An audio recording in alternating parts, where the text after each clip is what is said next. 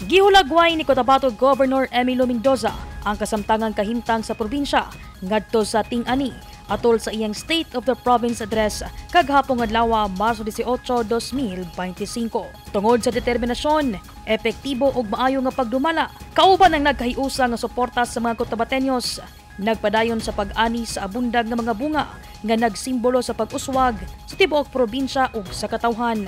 Minamahal kong Cotabateños, probinsyang malakas, matibay at handang harapin ang anumang hamon upang patuloy na magtagumpay. Yan ang Cotabato ngayon, ang lalawigang maipagmamalaki ni Numan. Ipinatupad ang transparency-driven na pamamahala ng kabanang bayan, kasabay na mas epektibong proseso at estratehiya sa pangongolekta ng buwis at iba pang bayarin na nagbunga ng mas matatag na financial status sa lalawigan. Gihataga gibugaton sa gobernadora nga nagpabiling gawasnon sa utang ang probinsya sa Cotabato. Mukabat sa kapin 100 million pesos ang nakolekta para sa tax revenue.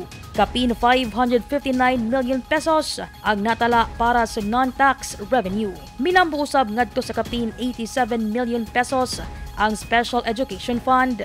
Sa kinatibuk-an, nakabot sa probinsya ang pagsaka sa General Fund ug Special Fund ngadto sa 4.5 billion pesos.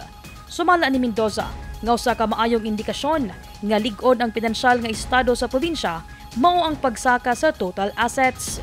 Naging indikasyon na matibay ang financial status ng probinsya sa pagtaas ng total assets sa halagang 15.9 billion at total equity na 15.1 billion.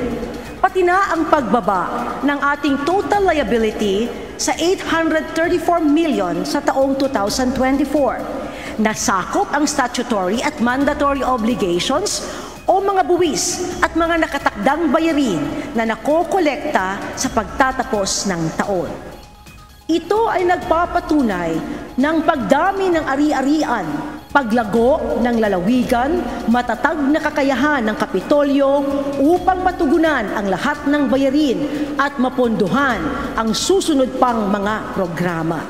Gipaambit niini ang mga pagpaningkamot sa panggamhanang probinsyal sa pagpatuman sa mga infrastructure projects, mga programa sa panglawas, agrikultura, turismo, edukasyon ug panginabuhian o uban pang mga social services nga napahimuslan sa mga Cotabateños. Gipasigarbo ni Mendoza nga insurgency-free na ang probinsya sa Cotabato. Gani nakadawat na kini og pondo gikan sa ELCAC og 16 million pesos. Padayon usab ang pagpunhod sa natalang krimen sa probinsya, bunga sa pagpaningkamot sa kapulisan, katambayayong ang mga BPATs nga gipondohan og 17.7 million pesos. Gawas niini, nanguna ang probinsya sa Commodity Production Ranking, subay sa datos sa PSA sa tuig 2024. Ang pagbibigay ng dekalidad na proyektong pang-infrastruktura ay isa sa pangunahing layunin ng serbisyong totoo. Mula sa mabusising paghahanda at pagpaplano hanggang sa maayos na implementasyon, hinagad nating matugunan ang matagal ng pangarap ng bawat komunidad. Ang ani ng tagumpay ay patuloy nating matatamasa kung tayo ay patuloy na magkakaisa.